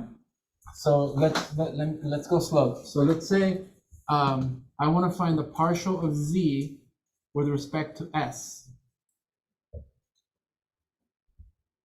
To do that, I'm gonna do a little bit of change to s, and that's gonna give me a rate here of change. Is it dx ds or partial x partial s? Partial, because x is a variable, function of 2 variables. So partial of x times partial of s, or over partial of s. And then what is this? How do I write this partial here? Or this derivative? Let's see. Partial of x. So then I want to look at the change that s causes here. So it's going to be the product of this bad boy, this rate with this rate. Partial of z with respect to x, and then partial of x with respect to s. Plus, what's the other one? We change that same s here, right? This partial here would be what? Partial of s, and then partial of z, partial of y. Partial of z, partial of y, partial of y, partial of s. And that's the only thing that, the only path that s is causing z to change. Okay? But now we have a different one. We have the partial of z with respect to t. That I'm not going to write, but it would be a similar argument. So it would be partial of z with respect to x, this path, times partial of x with respect to t. Oh, sorry, that was this path times this path. We won't do one step at a time, right? Correct, yeah.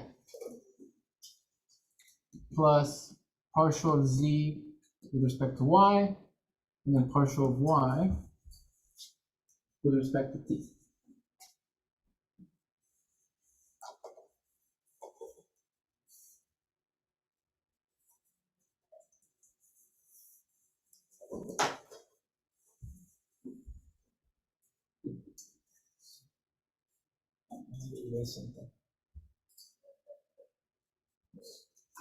I'll leave it here for now, then I'll move it. So it's a very similar process that you did here, except that now you just have to be careful with multiple partials.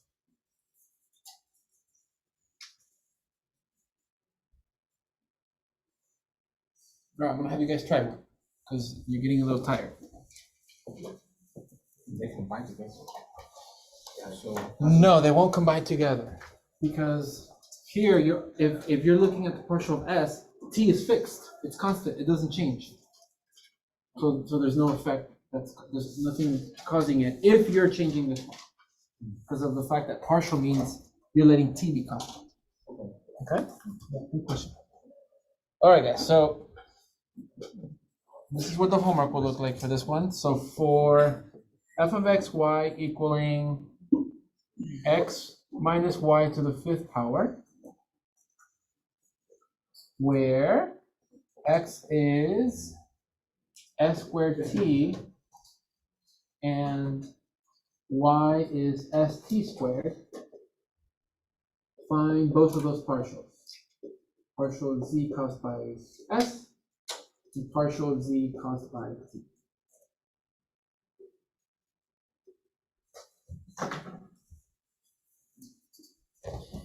And like we did with this one, you can leave it in terms of x, y, and then the other variables. Okay, you can leave your answer with x's and s's and then x's and t's.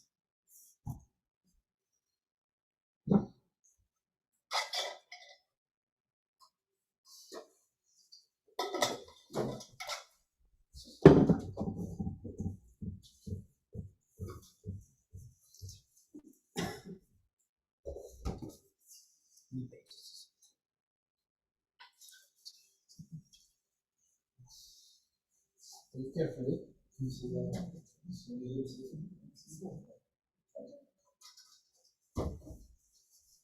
Smudge there. Let me get that smudge.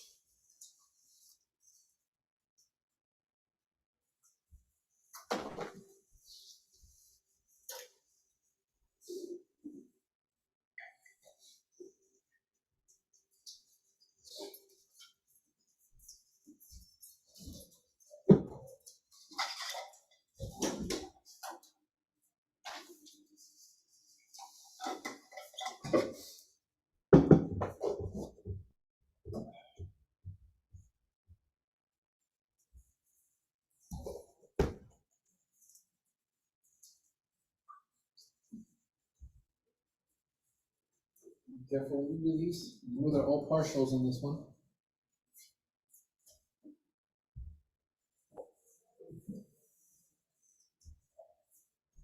Another question?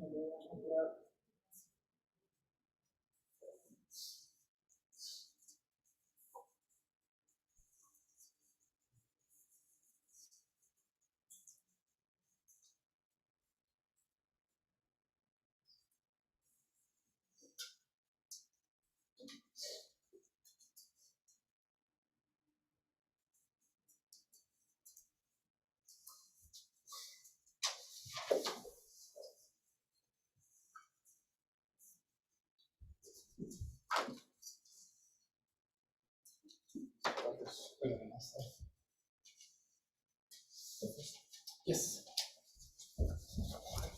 So I got that. So this one. You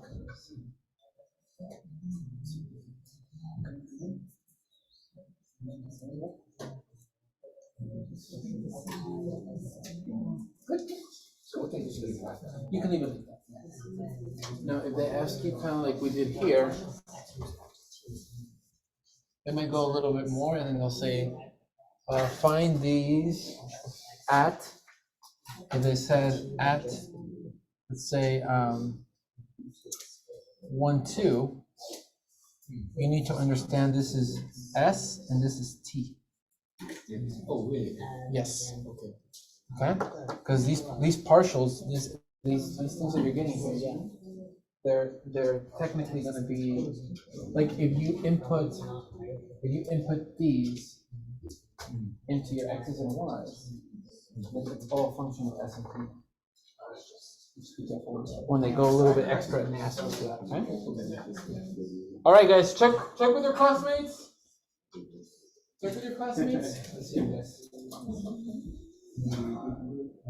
Surprise. I don't know the final part when I said component. So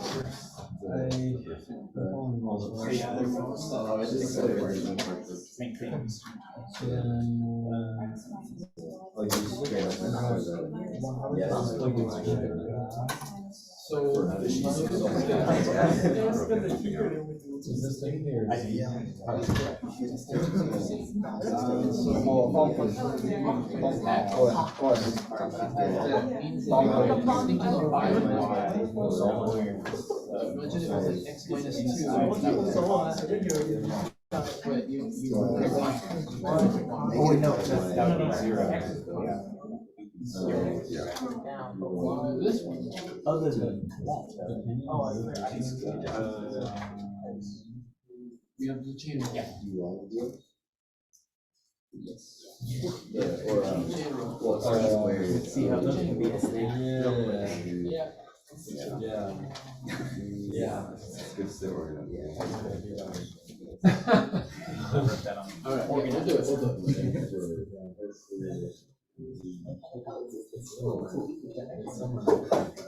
It's like Calc 1 on steroids. I'm forgetting.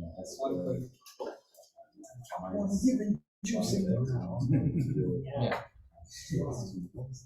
So let's see. So you got was the fun one. you got this one. This is It gets better. So It gets better. it gets better. So I think. Okay. let's say it was By like better, that. I mean worse. Let's say it was a purpose.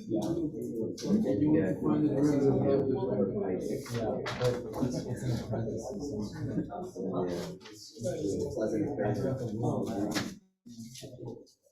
So yeah, so we go back to Calc 1, right? You can go in this right here.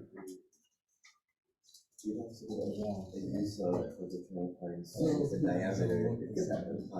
It does. So It does. possible. But let's say this was the F. That would be, Oh, no. it would have to be a function. Exactly. So what function is the inside function? Well, you see how all of this is inside of I would the think So it'd be like if g of x was x minus 3, and then this is inside of what function? So when you compose it, it gives you all. Yeah. I mean, and I Well, that's what C will be. What if it was like this?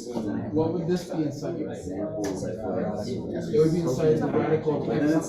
Then we move on to So that when you compose it inside of here, honestly, I the was x forgetting gets what replaced with TX this. was. I was like, wait, let's check that.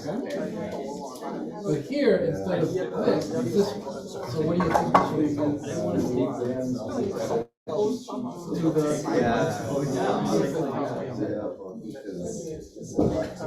if you try to take try to use the table, you need to find f prime. First test. So find f prime. And then you need g prime. Which is going to be derivative of just x, which is but the chain rule says that the derivative of that For this one, yeah. The derivative of that, For T, it's like. but with G inside of it. So it'll be 5 All these linearizations. times 1, exactly. So we go to this now, right? You just do it with the y, but because y is a constant, the derivative of the inside is still going to be 1. So the derivative of x is 1, and the derivative of a constant is 0.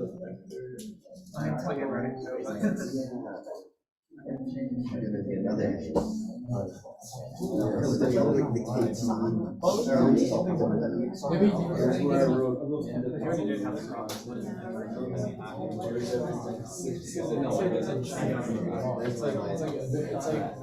It's almost as if like it was like X. That's exactly right. That's literally, it's like I know, yeah. That's why you take the derivative of this, and like you're thinking of the inside as a big fat X.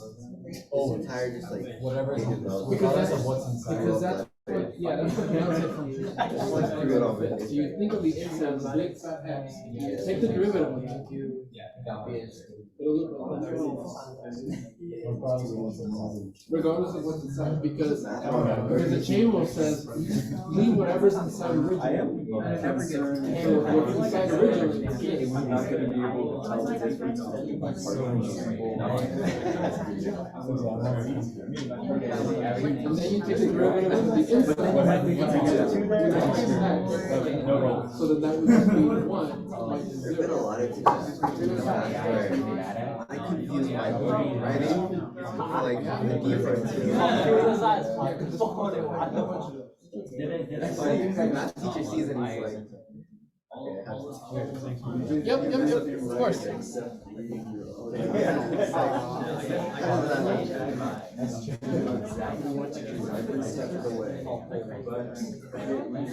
All right, guys, let's see. Partial z with respect to s. Help me out here. You're gonna do the partial of z. This is your z, guys. This is your z. That one. Okay?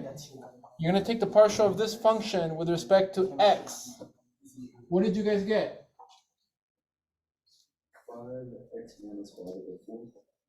5x minus y to the fourth times.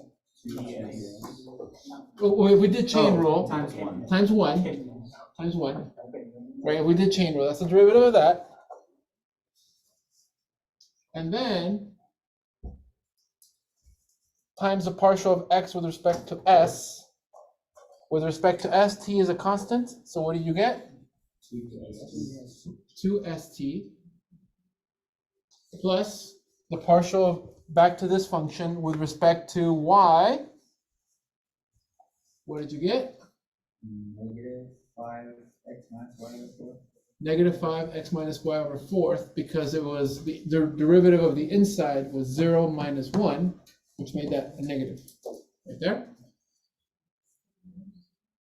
And then you have the partial of y with respect to t.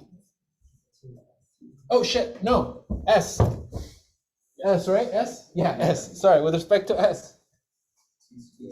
It would be your t squared.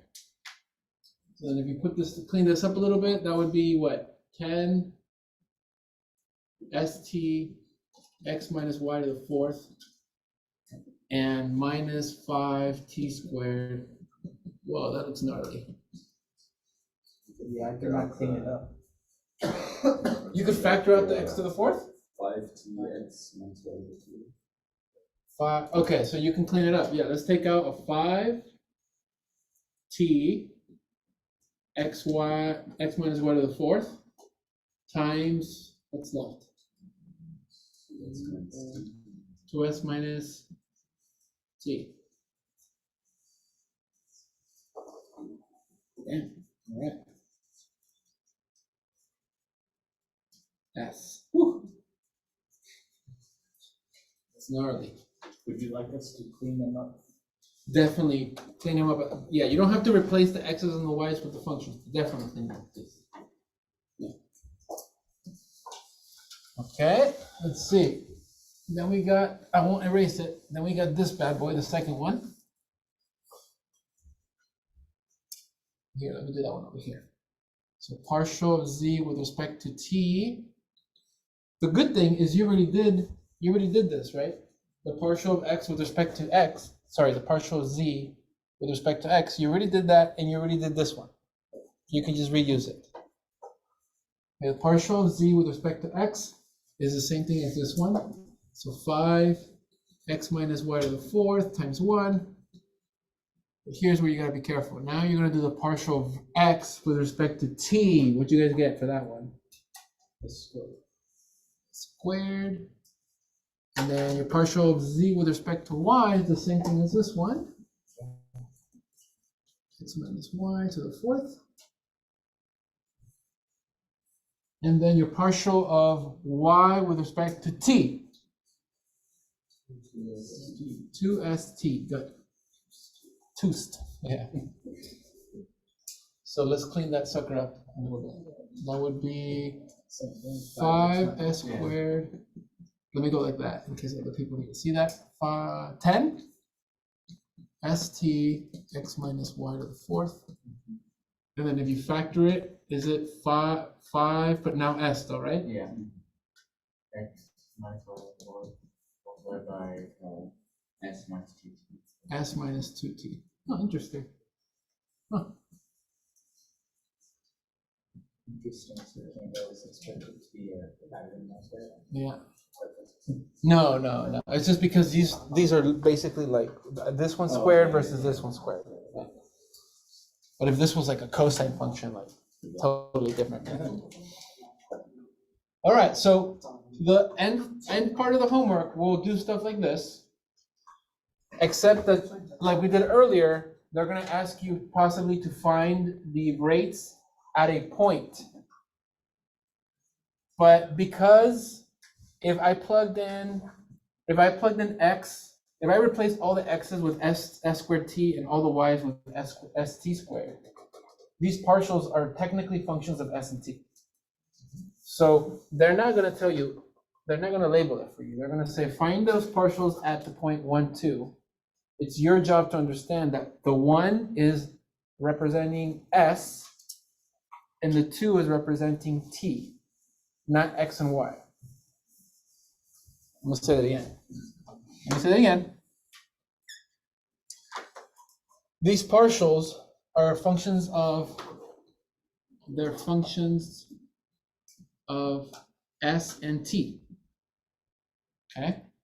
Because remember, the x's are just s's and t's, So when they ask you to evaluate the point, the partials at a point, be careful to know that this is not x and y, it's s and t. Okay? So it'll always be the very, very bottom, unless. Correct. Okay. Correct. And actually, you just reminded me something I didn't tell you. That the vocabulary in the textbook might have you say.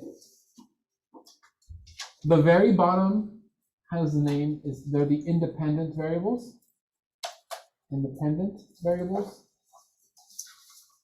The top one is called dependent. These are things you probably heard already. Variable. But the ones, now you have middle ones, those are called intermediate. Variables. I know, right? Intermediate variables.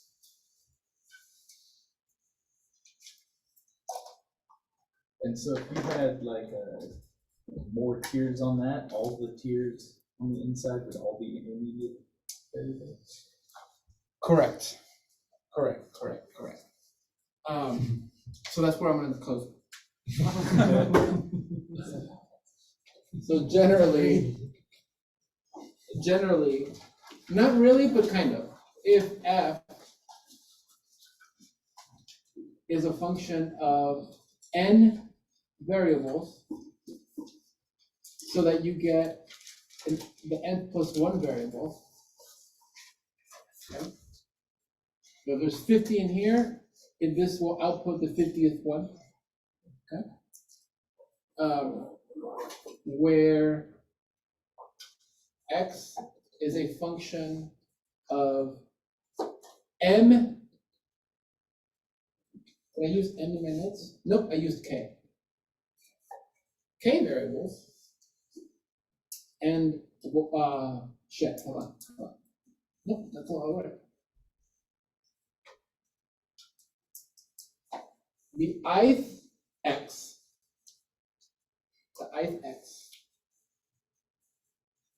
is some function gi, so that they're functions of k t variables. This stuff. So it's,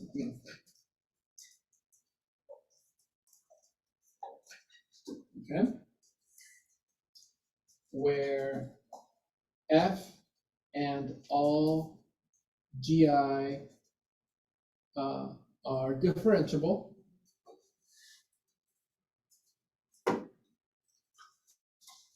then let's put a little picture here. You got the master up here, n plus 1, on the very top. And this guy is a function of x1, it's a function of x2, and then so on and so on, all the way to how many? N, right? It's a function of n variables. But each of those variables, xi, is a function of k variables, t1 dot tk. So it's like all these other intermediate ones in there, or the ones in the middle there. And then you keep doing that. This is also the same k dot t1 dot tk, and everything in between.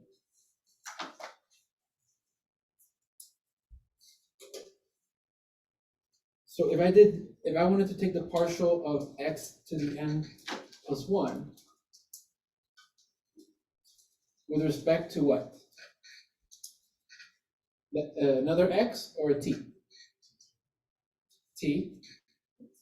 I'm going to call that tj for some one of these. Which exactly? Yep. Yeah. And I'm going to write it down. This, you look at all the, let's say it's T1. You look at all those paths, T1, like that, right? So this one had two sums because there are two intermediate variables. Okay. This one has how many intermediate variables? N. So there's going to be partial of x of n plus 1 over partial of x1, partial of x1. So good. Partial of x1 with respect to whatever this tj is that we're choosing, and then you do it with, let's say, the second one, x2, partial of x2 over that same tj, and then you just keep doing that. So you get to the very last intermediate variable, n.